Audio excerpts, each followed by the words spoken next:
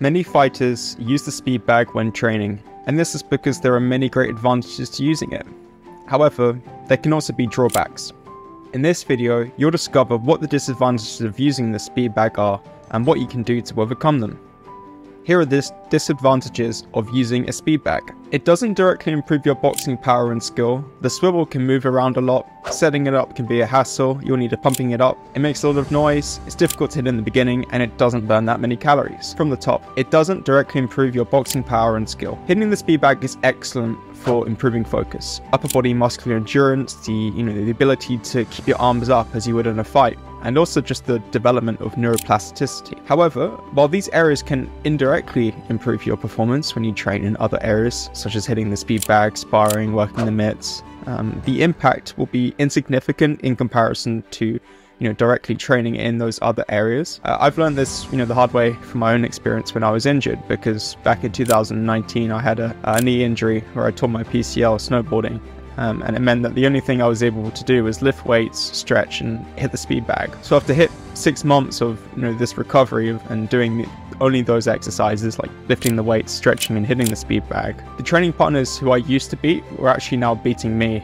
And this is because the speed bag made very insignificant difference to my boxing power and technique by solely doing that, as opposed to not training with a heavy bag or working one-to-one with a coach. So the solution here is to pay attention to the amount of time that you're actually spending hitting the speed bag in comparison to training in other areas of the gym that have greater benefits with your overall performance. Most professional boxers will spend no more than 10 minutes hitting the speed bag per session. The swivel can move around a lot. One of the most frustrating things that can happen when hitting the speed bag, especially when you are a beginner, is trying to line up the swivel in the direction you want it, the bag to be in, because it's easy to hit the wrong part of the bag, and then when this happens, the swivel can unexpectedly spin, meaning you'll have to reset the bag so that the swivel is directly in line with you again. So the solution here is just to purchase a high quality swivel and keep practicing until you consistently hit the bag in the right spot.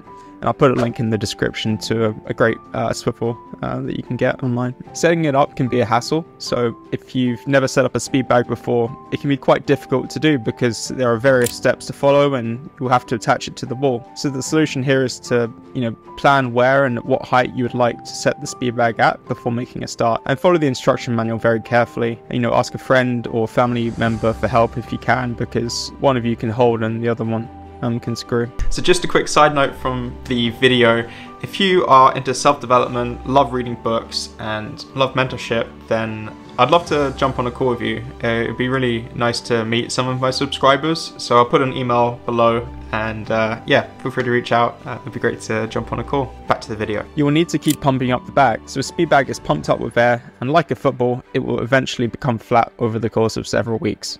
The solution to this is use an air pump, such as the one in the link in the description below. Pump it up. It makes a lot of noise. When you hit a speed bag, it bounces back and forth off of the drum, the wooden board it's attached to. This creates a loud noise which can annoy the next door neighbor or the coach and his student who are working on a complex combination. So the solution here is to use a speed bag for a shorter duration, and if people don't want you to make a noise, just be polite and stop. It is difficult to hit in the beginning. When I first started using the speed bag, it felt like I was using my weak hand to hit a nail with a hammer. I couldn't hit very often and I looked like a kitten trying to catch a fly. However, after practicing using one hand for several weeks, I was able to get into the rhythm until I could hit it with both hands consecutively. So the solution here is to practice, because practice makes progress. Start slowly with one hand until you're able to pick up the rhythm of 3 beats against the drum, which is the bag hitting the wooden board 3 times, where it sounds like ba-dum, ba-dum, ba-dum, and then integrate the other hand into it until you can hit the bag subconsciously. It doesn't burn many calories. While your arms will tire with the constant movement,